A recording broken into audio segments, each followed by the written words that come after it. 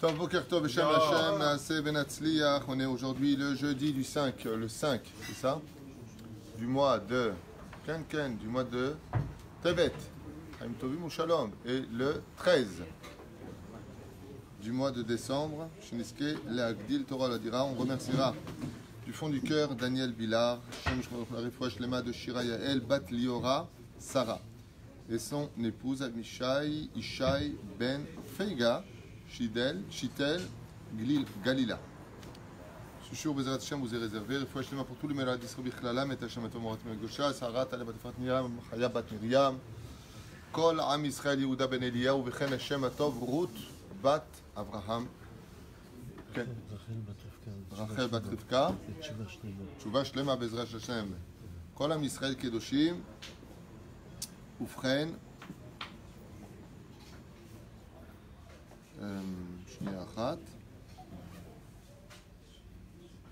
בנימין רחמין בן שירלי מזל, בעזרת השם, une grande רפואה שלמה. מרים בת אסתר גם כן, ואברהם בן רוזה. On remerciera Elou Zayala. Attends juste un instant parce que j'ai des obligations aussi à... Noémie et Deri, Todaraba Mikerev Lev, qu'Akadosh Baruch Hu remplisse de joie. Amen. Le mitzvot u'maasim tovim. Que j'oublie personne par rapport à ce qui m'a été écrit. Top, on s'arrête là.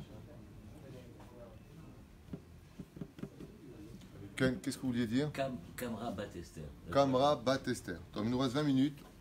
Les gens m'ont demandé, oh, Yigal Masham Khaneshama, Mordechai, quel chou de voir ton visage. Tov. La suite du cours sur le vin, Yain Nesser. On avait commencé, mais on n'avait pas fini. Donc, on va, pour les 20 minutes qui nous restent, rester dans les halachot. Pour pouvoir continuer ce sujet-là. Voilà. Alors, on avait vu ensemble les Tnaï Aïsourim, dans quoi, Betsem, le Yain Nesser reste interdit. On avait vu qu'il y avait, pour l'ancien cours qu'on avait fait il y a à peu près un mois et demi, donc on s'était interrompu, il y a eu les fêtes, il y a eu la différence entre Ishmaël et le Goy, tel qu'on l'appelle le Notzri dans le cas échéant. C'est que entre les deux, on voit des différences s'ils ont touché le vin du juif quand la bouteille est ouverte. En yain ne'esar ela davka im ochez hagoy et habakbuk yain patoar v'na'aneo, aval im habakbuk haya sagur o shaya patoar v'igvol v'na'aneo, ela rak naga bo mibachutz mutar lishtoto, aval im naga bayain atzmo asur. Alors ici, cet enseignement-là n'est pas très connu. On est al pi halakha. Il y a celui qui est mahmir et il y a celui qui veut la halakha. Si maintenant l'interdit que j'ai, est-ce qu'il a touché la bouteille de vin parce qu'elle était ouverte, ou est-ce qu'il a secoué la bouteille de vin? Il y a un grand nafkamina entre les deux. Ça veut dire, si le non-juif, je parle des halakhot, pour les lois juives, hein, bien sûr, c'est-à-dire, donc que personne se vexe, les chrétiens, ils ont leurs lois, les musulmans, ils ont leurs lois, les bouddhistes, ils ont leurs lois, les Lef Alfa Avdalim, le peuple d'Israël, nous avons nos lois. La seule différence entre eux et nous, c'est que nous, on existait bien avant. En mettant les choses dans leur contexte. Donc, si maintenant, selon la halakha, le non-juif a pris la bouteille de vin, même ouverte, qu'il a levée et qu'il a posée, mais il n'a pas secoué, on a le droit de consommer cela. Je vois vos têtes, vous êtes déjà étonnés. Alors je préfère vous le lire en hébreu pour pas qu'il y en ait qui croient que c'est moi qui invente. Non. Non, parce que vous êtes tous... Ah bon? Ça arrive chez nous, là, on est dans les halachot. La différence entre les halachot et les gens qui sont mahmirim, c'est d'apprendre. En ayain ne'esar ela davka im achaz hagoy et habakbuk yain patoar ve'na'aneo, aval im habakbuk haya sagur, o shaya patoar v'ikbio ve'lo na'aneo, ela rak naga bo mibachutz mutar. Pashut. Ça veut dire que si la bouteille de vin, le goy par exemple, il la prend, il y a des gens qui croient que le mot goy c'est une insulte. Nous aussi on est appelé goy. Goy echad ba'aretz, c'est pas une insulte. Ça veut dire le non-juif en hébreu. Donc il prend la bouteille de vin, il la lève et il la pose, mais il n'a pas secoué le vin à l'intérieur. C'est pas, il la prend et il fait ça. Donc là, il a bougé le vin à l'intérieur. Oui. Servir, donc servir, Donc c'est servir, c'est déjà. interdit. Donc il a un air, ça s'appelle. Il a bougé le vin de son contexte. Il a versé le vin. Dès que là, c'est interdit. Mais Stam, imaginez que le gars, il vient, on ouvre une bouteille de vin cachère. Et le gars, qu'est-ce qu'il fait? Il vient, il lève la bouteille de vin. Il dit, non, touchez pas, posez-la. Qu'est-ce qu'on fait? Le gars, il a touché la bouteille de vin. Est-ce qu'on a le droit ou pas de le boire? Réponse, oui, parce qu'il ne l'a pas. Maintenant, s'il a eu simplement le malheur de faire comme ça, si ça aurait été dans un verre qui est posé, par exemple, et qu'il le prend et le lève. on va y arriver. Là, on est là. Par contre, là où ça peut être un problème, c'est s'il a mis son doigt dans le vin. Il n'a pas maintenant bougé le vin, mais le fait qu'il touche le vin lui-même, et c'est la suite. Mais s'il a touché le vin lui-même, alors on va dire que là, comme à Hachvérosh, exactement, selon un commentaire, alors dans ce cas-là, le vin est strictement interdit. C'est là? Oh. Mizigat Yain. Alors maintenant, on est dans le fait de verser dans le vin. Regardez, des shlav. Non, non.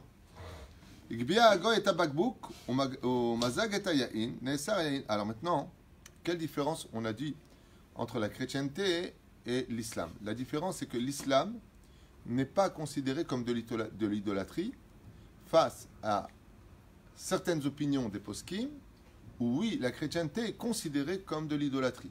C'est-à-dire, ils ont une statue, ils se prosternent devant, c'est un gros problème. D'accord? Donc il y a quand même une différence, c'est que c'est une parenthèse que je fais, mais c'est pas grave. C'est bien de parler un peu de théologie. C'est pas une insulte, c'est des vérités. La différence qu'il y a, c'est que d'un côté, l'islam n'est pas une religion idolâtre. Elle conçoit Yehudo Shalolam, qu'il n'y a qu'un Dieu unique. Et de l'autre côté, il se prosterne devant des statues de toutes sortes. Joseph, Jésus, Marie, tous ces trucs-là, ils les mettent avec des croix et des bidules. C'est ce qu'il veut. De l'autre côté, l'islam ne reconnaît pas la Bible. Elle ne la reconnaît pas. Elle a changé tous les personnages. Yitzhak, c'est devenu Ishmaël. Abraham, c'est devenu Ibrahim. Moussa, c'est devenu Momo. Donc, elle ne reconnaît pas notre histoire. Israël, c'est devenu l'Arabie Saoudite. C'est un gros problème. L'islam ne reconnaît pas la racine de notre peuple. Ce qui fait qu'il est très difficile de parler avec l'islam. Pourquoi? Parce que ton origine duquel tu es né, ben, il te l'a changé. Tu n'as pas de source pour lui. Donc il n'y a pas de place pour les juifs, pour eux. Hein? Comme si on n'existait pas. De quoi? Ça veut dire pas comme si on n'existait pas. Pour eux. Exactement. Donc pour eux, les juifs ou une mouche, c'est pareil. Même si dans le Coran, ils reconnaissent Israël comme l'aîné et ils reconnaissent la terre d'Israël à Israël, dans le Coran.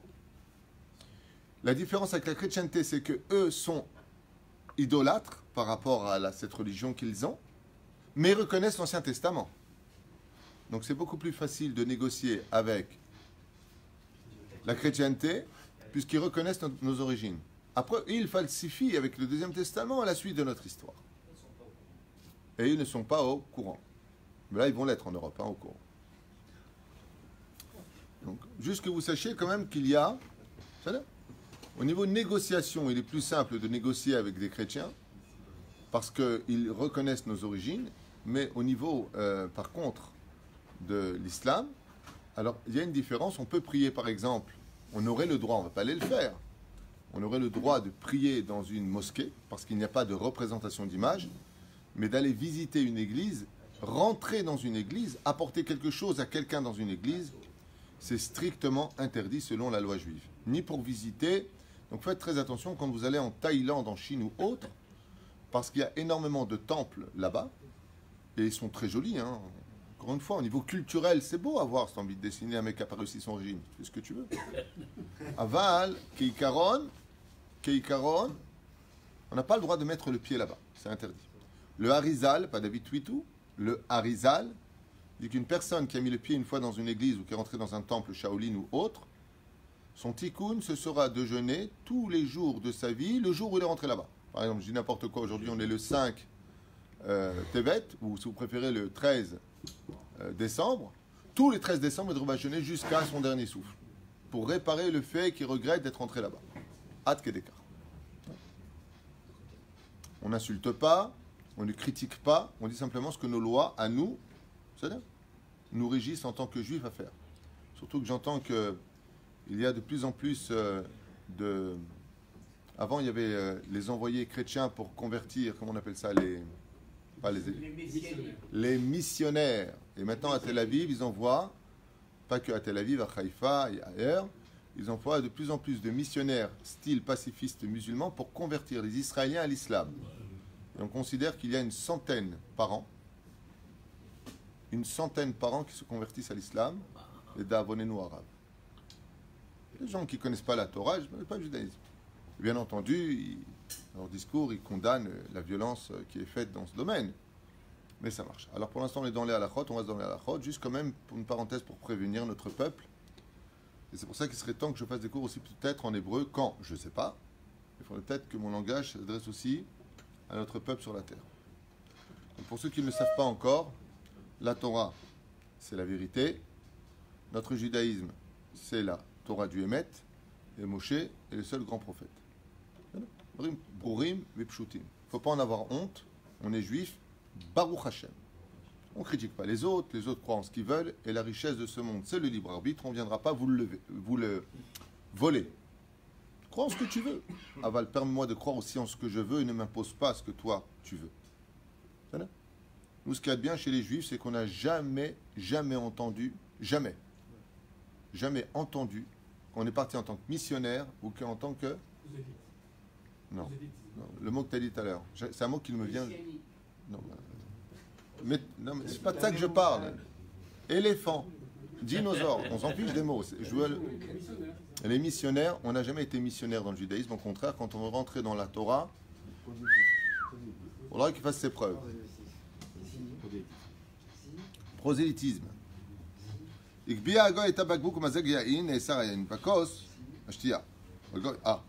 Alors maintenant, quelle différence il y a entre si c'est un musulman qui a servi du vin et un chrétien qui a servi du vin?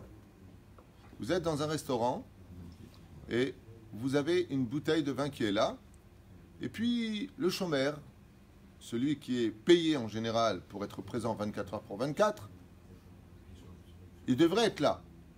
C'est pour ça qu'il est impératif de manger dans un restaurant, surtout les restaurants, qui soient badats, les vrais badats. Pourquoi? Parce que le mashgiach, il est toujours là. Tandis que tous les restaurants beddin, ils passent comme un touriste. Ils passent une fois tous les 2, 3 à 4 jours, des fois peut-être tous les jours, je ne sais pas. Ils demandent comment ça va ta femme, ça va ton frère, ça va tes parents, ça va tout le monde, ça va. Il y a un papier, quelque chose dans la poubelle, salut. Et tu as 23 heures pour mettre ce que tu veux dans les marmites. C'est une honte et un scandale. Khalavi, il y a des magiques. Je ne fais pas de cours sur les khalavi. Vadaïa, il passe. Quand je parle du beddin, écoutez ce que je dis. Essayez d'abord de comprendre ce que je dis avant de poser des questions. Le beddin, quand vous avez donc la rabbanout d'Israël, vous constaterez que le mashgiach n'est pratiquement jamais là. Moi, ça fait 31 ans que je suis là. Chaque fois que je rentre, que ce soit chez Primor ou autre, droite et gauche, il faut que j'aille voir moi-même ce qu'ils me mettent dans le plat. Je veux voir les papiers parce que le mashgiach n'est jamais là. Jamais, jamais, jamais. Il faut avoir de la chance. C'est toi et ta chance quand il passe. Ou alors tu l'appelles. C'est bien. Mais une fois que tu es passé, le patron peut mettre ce qu'il veut dedans. Badat, le mashgiach, il est derrière le comptoir et c'est lui qui a la cuisine. Donc quand tu demandes dans un badat, la différence qu'il y a, bed, din, sedek, c'est que de rencontrer le mashgiach, il est à 90% du temps présent. Tout le temps, tout le temps, tout le temps. Je parle en Israël, je ne parle pas en France. C'est bien, je parle en Israël. Il est constamment présent. C'est une grande différence. C'est pour ça que Beddin, ça coûte 1000 shekels par mois. Badatz, c'est dans les 3500 shekels par mois. La différence, elle se voit dans la paye. C'est là. Le mec, il vient, il passe, il dit bonjour. Moi, j'ai mon copain qui avait ouvert à Natania un petit restaurant. Et il a engueulé la personne. Il dit, vous savez, je peux mettre ce que je veux dedans. Il lui a dit, ouais, bah, si on voit que tu as mis un jour quelque chose dedans, il dit, pour le voir, il faut venir. C'est un gros problème. Donc, n'hésitez pas, si vous allez manger dans un restaurant Rabbanout, de voir qu'est-ce qu'ils vous mettent. Vous êtes en droit de demander ce qu'ils vous ont mis. D'où est-ce que ça vient? C'est malheureux, hein, ce que je dis. Excusez-moi de vous le dire. Je travaille avec la Rabbanout. Je suis agréé par la Rabbanout, moi-même. Je ne la critique pas. Je dis par contre que c'est malheureux. Pourquoi est-ce que ça se passe comme ça dans ce cas-là? Eh bien parce que si on doit prendre une personne qui va être mashgiach présent toute la journée, il va falloir lui payer cette paye. Et les patrons ne sont pas prêts à payer cette paye. Donc il va débarquer en faisant un circuit. C'est une personne qui va prendre sur lui, par exemple, entre 15 et 20 boutiques de son quartier à vérifier. Donc il va passer le lundi chez celui-là, le mardi chez l'autre. Vous voyez ce que je veux dire? Mais tu vas payer une cotisation pour la Pteouda. S'il est attrapé, il est condamné. Aval Badat, c'est beaucoup plus cher. Mais d'autre côté, tu es sûr de manger cachère. Et encore. C'est pas évident. Mizigat yain. Alors. Igbia goy et abakbouk ou mazag et yain.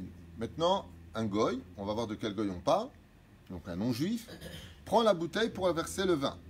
Ne'esar yain shebakos bashtia. Le verre dans lequel a été versé le vin, lui, c'est sûr qu'il est interdit, peu importe qui est-ce. Ou begoy notzri.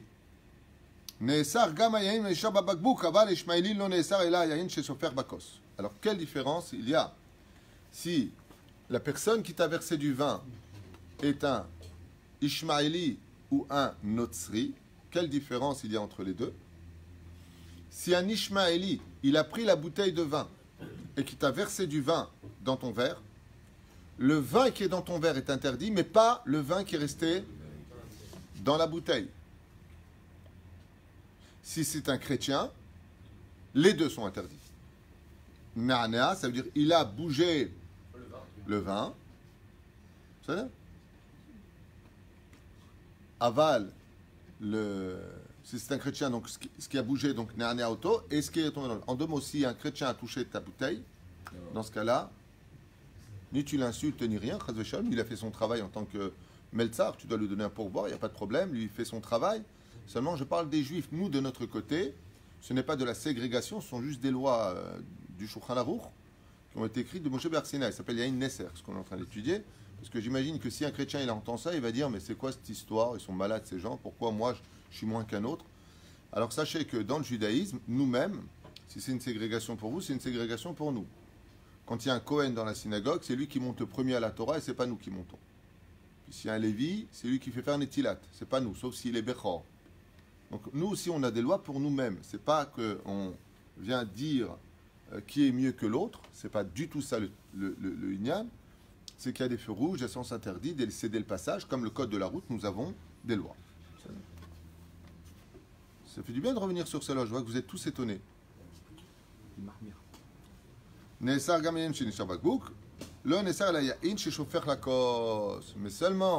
si maintenant la personne est un Ishmaéli et qu'il a pris la bouteille et qu'il t'a versé ce vin-là, le vin qui est dans le verre, si c'est Ishmaël, est interdit. Mais le vin qui est resté, pourquoi? Car lui, il y croit en un seul Dieu. Maintenant, vous allez comprendre pourquoi on appelle ça Yain Nesser, c'était le premier cours. C'est parce que s'ils bénissent la vigne au nom de l'Avodazara, on n'a pas le droit de profiter d'une Avodazara. Donc s'ils bénissent la vigne et qu'ils viennent faire le signe de croix ou je ne sais pas quoi là-bas, donc automatiquement, pour que le vin soit cachère, il faut que ce soit depuis sa vigne. D'accord? Kfafot, quel serait le din? Pose la question. La halakha, une question énorme qui devrait tous nous intéresser. Dans les restaurants de luxe, quand ils viennent vous servir, ils ont des gants blancs. Alors le gant, il a un din de khatsitsa. Par exemple, si quand j'étais à l'armée, quand on n'avait pas d'eau, qu'est-ce qu'on faisait pour dormir? On mettait des gants. Si j'ai des gants, je ne suis pas obligé de faire netilat. Donc le gant est digne de Khatsitsa. C'est ça. Qu'est-ce qui se passerait si le serveur a des gants? Est-ce qu'il aurait ou pas le droit de me servir? Est-ce que c'est en rapport ou pas? D'après vous? Logiquement, oui.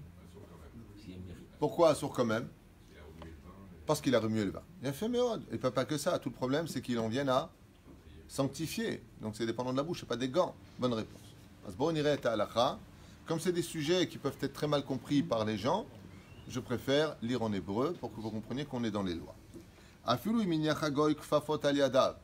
Même si maintenant le non-juif a mis des gants, comme dans les restaurants de luxe. Le vin n'en reste pas pour autant moins interdit. לכן יש להזהיר על מה שמצוי כיום בבתי מלון ואולמות שיש גוי מלצר מוזגגת היין לכוסות שדבר חמור ומאוד ויש למחות על כך בכל תוקף. Et c'est pour cela que nous avons le devoir, quand on va quelque part, et ça m'est arrivé une fois en Israël, une fois. C'était un Natania dans un restaurant, j'étais avec ma mère, et ma mère voulait boire un peu de vin, je lui ai demandé donc un quart de vin, c'est le non-juif qui m'ouvre la bouteille, c'est lui qui verse. Je dis bon, ça doit être du yaïn mefoustar ou mevouchal, bediavad. Je regarde, je vois que c'est du yaïn qui n'est pas mevouchal. Alors, pour plaisanter, j'ai bien entendu, je dis à ma mère de ne pas boire, ça fait très très longtemps de cette histoire. Et je lui dis, vous êtes juif? Il me dit, ah non. Non, je suis musulman, tu vois ma tronche? Je lui dis, ok. Alors je vais voir le patron, je lui dis, vous avez une carte ici de cachère, strictement cachère. Et il m'a ouvert la bouteille. Il me dit, ouais, il est juif. Je lui dis, non, il n'est pas juif. Mais si, sa mère, elle est juive. Il ne doit pas le savoir, quoi. Je trouvais ça comique. Alors j'ai expliqué au patron que dans la vie, il n'y a pas que l'argent.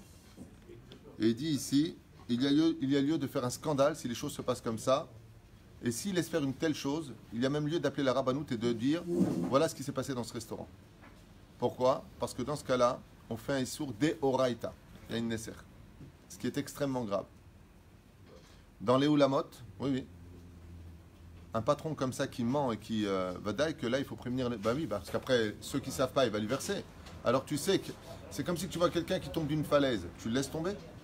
Non-assistance à personne en danger. C'est-à-dire le mec non seulement il fait pas de chouva, mais en plus l'ouvrier lui dire d'où tu dis que ma mère elle est juive. Alors ça fait une mauvaise image. C'était dans un restaurant sur des milliers de restaurants en Israël. D'habitude tu dis non, ici c'est pas cachère. Ou alors ici c'est cachère. Je me souviens une fois, mon père, à Tibériade, il y a très très longtemps, je parle de cette histoire il y a plus de 25 ans, il m'a dit, je veux manger une entrecôte. Et j'ai cherché un restaurant Badatz. Badatz, bon, il n'y a pas, je n'ai pas trouvé. J'avais trouvé un kiosque Badatz, je ne vais pas faire asseoir mon père là-bas. Et je vois un restaurant, et de loin, je vois Théouda, Kacher, Méadrine et tout ça. J'étais content, parce que mon père m'a dit, non, on s'assoit. Il ne faut pas trop faire attendre. Alors, très très heureux, je demande si c'est Kacher, il me dit, bien sûr, entrez. Ah, vous voyez bien les Théoudotes, là-bas, dans les cadres. J'ai dit, ok, très bien, alors vous voulez une entrecôte, ça. Moi, je ne compte pas en manger parce que c'est pas halak, je demande un poisson. Puis au moment où il part avec sa commande, je vois juste à côté de moi, la table d'à côté, 2 belles pizzottes avec du fromage. Alors je vois ça, je dis tiens, j'ai mal dû voir. Il y a un truc qui va pas, c'est peut-être du tricatel. Je ressors dehors, je vois que c'est vraiment le restaurant cachère, il est marqué cachère.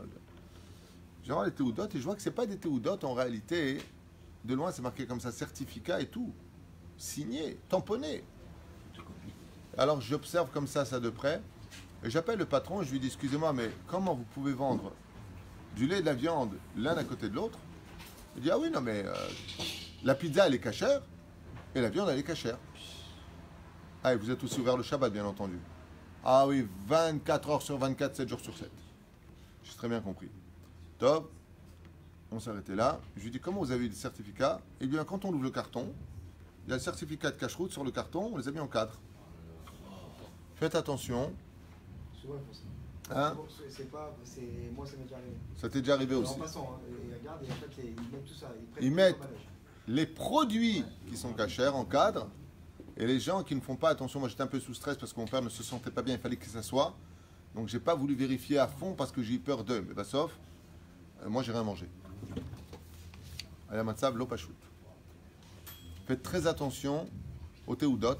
Plus que ça encore, plus que ça. Il y a un marché qui a été fait, hormis toute la viande qui vient de Gaza, Taref, la Méadrine, qui vont passer dans les camions. Il y a malheureusement des gens aveugles. Il n'y en a pas beaucoup dans notre peuple. Il y a des gens, un tout petit peu, qui se laissent aveugler par l'argent et qui ne se rendent pas compte des souffrances terribles qui leur sont réservées d'avoir donné du taref à manger à des âmes juives. Hachem Ishmor. Il n'y en a pas beaucoup, pas ce qui trouve. Aval les tsareno arabes, c'est très très problématique. Très problématique. Une fois, je suis rentré dans un restaurant pareil, à Talpiot, à Jérusalem. Et là-bas, marqué Badatz, Bet Yosef, on lui a fait quoi? T'es pas au courant? Le veau que tu vas manger, on lui a mis la kippa, les tzitzit, la brit mila, la bar mitzvah, il est marié à Meacharim, il a 15 gosses. Fallait voir la théouda que c'était. Je connaissais pas cette théouda. J'ai appelé un ami à moi, il m'a dit surtout pas. Cette théouda se vend $2600 une fois dans la vie. Tu la mets là-bas et tu fais rentrer la viande que tu veux. C'est un gugus qui se trouve à côté de Bnei Brak qui vend ces théoudotes. Se passer pour un grand rave, faites très attention. Souvent, les gens m'envoient par WhatsApp, vous connaissez cette théouda-là? Non. Je réponds aux gens, non, je ne connais pas. Le mieux à faire, faites comme moi je fais. Moi, j'appelle le mashgiach, et c'est ce que j'ai fait ce jour-là.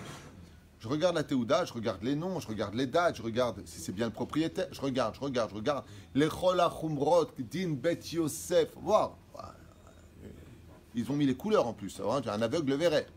J'appelle le mashgiach et il me dit vous êtes. Je lui dis je suis orthodoxe. Ah non, surtout pas. Ah, surtout pas. Non. Tov, l'omarti le chakloum. T'as mis de bayesh. Alors je ne veux pas faire du tort au restaurant, mais méfiez-vous des restaurants qui sont très peu chers. Les restaurants qui payent réellement la théouda de Badat ont des prix qui sont plus élevés que les autres, parce qu'il faut qu'ils les récupèrent à travers les clients. L'arbain, il me pose une question. Comment faire? Il faut faire une analyse complète de chaque fois qu'on en a. Faire très attention. C'est mieux de manger khalavi dehors que bassari. Le bassar est très très problématique. Le khalavi, c'est khalab Israël, c'est tout ce qu'on demande. Il n'y a pas... C'est-à-dire, ils sont mahmirim, sur ça. Aujourd'hui, tous les restaurants, ce qu'il y a de bien, par contre, y compris la majeure partie des salles en Israël, c'est que c'est gouche katif. Tant que c'est Khalavi, que ce soit Khalavi d'Eretz Israël ou Chutz La'aretz, si c'est gardé par un chômeur, il n'y a pas de problème. Manger dans un restaurant, par exemple, Beddin, qui n'est pas Badat, Khalavi, je pose la question au Mashgiach, est-ce que c'est gouche katif? En général, à 99%, on me répond oui. Moi, je parle au Mashgiach lui-même, je me suis déjà renseigné, je suis rentré dans les cuisines, j'ai vu où est-ce qu'ils ont acheté les salades. Pas tous, faites attention, pas tous. Mais la grande partie, oui. Les restaurants qui veulent avoir un peu de public religieux, ils font Badat. Alors le fromage, en général, qu'il soit d'ici, qu'il soit de Hollande ou outre, il y a dessus le tampon Beddin, il n'y a pas de problème. Là où ça devient vraiment problème réel, c'est dans la viande. La viande, c'est un gros problème. Donc dans ce cas-là, préférable d'aller chez quelqu'un, si possible, si le patron est Yeré Shamaïm. Avant, en Tunisie, ce qu'il y avait de bien dans la galoute qui était mauvaise, il y a quand même des choses bien dans la galoute. La galoute, c'est une punition. Mais en Tunisie, les bouchers me racontaient qu'on ne donnait pas une théouda si le propriétaire des lieux n'était pas lui-même Yeré Shamaïm. C'est-à-dire, il faisait shaharit, mincha, arvit, il avait une kippa, il avait une barbe. Jamais on donnait une théouda à un mec qui était Mechalel Shabbat. Aujourd'hui, c'est devenu du poker. Le mec, il peut être avec une non-juive, il peut manger lui-même du porc dehors, il paye un mashgiach, il vient... Avant, on ne faisait pas ça. C'est récent, ça, il faut le savoir. Ça date d'une 30aine d'années comme ça. Avant, on vérifiait à qui on donnait la théouda. Pourquoi? Parce qu'il peut venir la nuit et changer la viande. La mettre dans le cellophane avec le tampon caché, et Nigmar Sipour. Ah, mais là, moi je sais que j'avais des restaurants à Paris. Moi, on m'a demandé toujours, quand je venais pour voir la théouda, une lettre de mon rave sur moi. C'était à l'époque. Aujourd'hui, on peut passer de donner un rouleau, mais cacher les pessards. Le mec, il vient, il te passe, il te dit tiens, un rouleau cacher les pessards, t'as qu'à mettre toi. Et tu vois une étiquette qui est posée sur plastique à l'extérieur. C'est là. C'est très très compliqué. je ne veux pas vous mettre mal à l'aise. Aval, sachez que de manger dehors, le mieux, faites comme moi. Moi, avant de regarder la Théouda, je parle avec le mashgiach de l'endroit. La dernière fois, là, au Café de la Paix, je me suis assis et il y avait ma mère. On avait mangé, il y a très longtemps de ça, un croissant. Pas un croissant, un gâteau. Et quelqu'un m'a dit, ils n'ont pas de Théouda à côté. Je lui ai dit, ils ont mieux qu'une Théouda, ils ont un mashgiach. Je l'ai appelé au téléphone, j'ai parlé avec lui. Ici, c'est juste un dépôt. Le Café de la Paix, c'est un dépôt. Tout est fabriqué à l'usine, à Rishon, exactement. J'ai appelé le mashgiach de Rishon, qui est 24 heures sur 24 là-bas. Il m'a dit, Akol, Raftuitu, Me'achouz. Je préfère, moi, manger chez quelqu'un que je connais, avec qui j'ai parlé du mashgiach qui reçoit la marchandise, qu'une Théouda. Le mieux, c'est de manger avec une Théouda. Mais je préfère, si par exemple, toi demain, tu ouvres un restaurant, et je te connais bien, puisque tu es un ami, et je connais ta Hirat Shamaïm, je préfère manger chez quelqu'un que je connais sans Théouda. Alors bien entendu, la première réaction, ce sera, ouais, mais Marataïn, on va voir que... Alors je dirais aux gens, Baruch Hashem, vous pouvez manger là-bas. Hein? Il y aura automatiquement un mashgiach, puisque c'est le patron lui-même. Le meilleur mashgiach d'une affaire, c'est le patron lui-même, parce que c'est celui qui paye qui sent ce qu'il fait. Je vous l'ai dit, je vous le répète. Par principe, on mange dans un restaurant où il y a une théouda par principe. Sinon, tu vas trouver des horizons pas possibles. Mais entre une théouda et... Vous connaissez l'histoire du restaurant avec le mec qui est parti manger là-bas? Ouais. Le mec, il rentre au restaurant, il dit dites-moi, c'est cachère chez vous? Il dit, vous plaisantez ou quoi? Regardez, il y a Rabbi Yaakov Bohatzera, le Hafetz Chaim, le Rav Kook, le Rav Ovadia Yosef, il y a Baba Saleh ici. Vous voyez bien? Il dit, écoutez, je vous dis franchement, si vous étiez dans le cadre et eux, ils étaient derrière le comptoir, je n'aurais pas posé la question. Moi, je préfère savoir qui est derrière le comptoir qui va me donner à manger et à boire, et non pas la Théouda qui aurait pu s'acheter ou qui, en réalité... Alors, le mieux est Théouda, mais appelez toujours, sans faire d'enquête. C'est pas joli de rentrer dans les cuisines, regarder les poubelles, il y a aussi du savoir-vivre. Ah bah, quand on va manger quelque part, c'est bien de se renseigner. Ken? Alors, ben, une question. Pour les restaurants, ok. On n'y va plus. Non, ok. Mais pour acheter la viande, on fait quoi? Il y a tellement de hashgachot, ça peut être aussi... Toutes les viandes ont été critiquées, Marfoud, Atara, Rubin et autres. Toutes les viandes ont été critiquées. Alors, Uruguay et Argentine, faites très attention. Patati patata. Le Rav Amnon Yitzhak, il avait dit, lui, il avait critiqué toutes les viandes. Alors, Marfoud, s'il va au Geinam, s'il mange Atara, c'est Guinée Geinam, s'il mange Rubin, et ils vont inventer un Geinam pour lui. C'est une guerre que je ne considère pas comme étant valable. Je pense que personne n'a le droit de dire que l'un est plus kasher que l'autre. Il y a eu des vidéos qui ont été faites. C'est honteux. C'est dramatique. C'est une catastrophe. Alors, vous voulez ma réponse? Le mieux, c'est de ne plus manger de viande du tout. Voilà. Mais comme, voilà, Chaz Veshalom, il vient de dire, mais comme on restera dans les fêtes juives, on ne va pas annuler la viande, eh bien, il sera bon de manger ce que nos rabbanim mangent. C'est-à-dire que mon rab, qu'est-ce qu'il mange? Il mange marfoud. Alors, je mange marfoud. Mais je ne peux pas condamner Atara en public. Parce que les rabbanim qui sont là-bas ont une responsabilité. Et l'après-midi, il faut savoir que ce sont les mêmes rabbanim qui vont faire la shrita ailleurs. Après, il y a les vérificateurs. Je vous dire, franchement, c'est un sac de nœuds tellement important que aujourd'hui, il faut le machar pour régler ce problème-là. Je ne pense pas que ce soit un cours qui peut régler ce problème-là. Je ne pense pas. Maintenant, on dit qu'à Tara, il y a beaucoup de problèmes. Ça n'appartient plus au Rav Ovadia Yosef. Ça a été vendu au mari du mannequin, là, je ne sais pas comment il s'appelle. On m'a dit qu'il y avait beaucoup de problèmes avec Atara. On m'a dit qu'il y avait aussi beaucoup de problèmes avec Rubin et beaucoup de problèmes avec Marfoud. Alors, qui sera celui qui comprendra? Moi, j'ai posé la question à mon Rav. Il m'a dit, à partir du moment où c'est Badat, Bet Yosef, Patati, Patata, c'est plus ta responsabilité. Hachem Gadol, vivement le Mashiach pour régler tout ce problème-là. Dernière question, Rav, s'il vous plaît. Dernière question, mais j'ai pas fini mon cours. Ah, pardon, excusez-moi. Pour ma part, non, parce que je vous passe souvent des questions. Non, une question, mais que fait la rabbanoute, le gouvernement? Quand vous allez ouvrir un magasin, vous dites, attendez, il faudrait un truc pour le feu, un truc par ça, sans ça vous n'avez pas d'autorisation, vous ne pouvez pas ouvrir. Et dans ce domaine-là, ça a l'air plus cool. On fait ce qu'on peut pour sauver ce qu'on peut dans une génération où tout le monde veut faire ce qu'il veut. La rabbanoute est mains et pieds liés en réalité, face à une situation où, quand elle met un peu trop de khumrot, alors les responsables des restaurants ou les responsables des boutiques qui vendent de la nourriture disent dans ce cas-là, ou les hôtels, alors c'est pas la peine, on ne vous veut pas.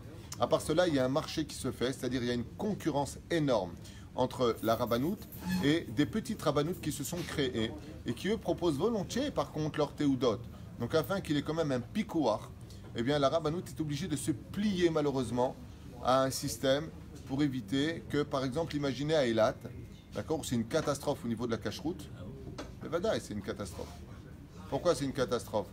Eh bien, parce que si on vérifie al pied à la ce qui se fait, on ne peut pas. Vous imaginez le nombre de personnes, quand ils mettent de la salade, c'est pas du bouche-catif là-bas dans les hôtels. D'accord?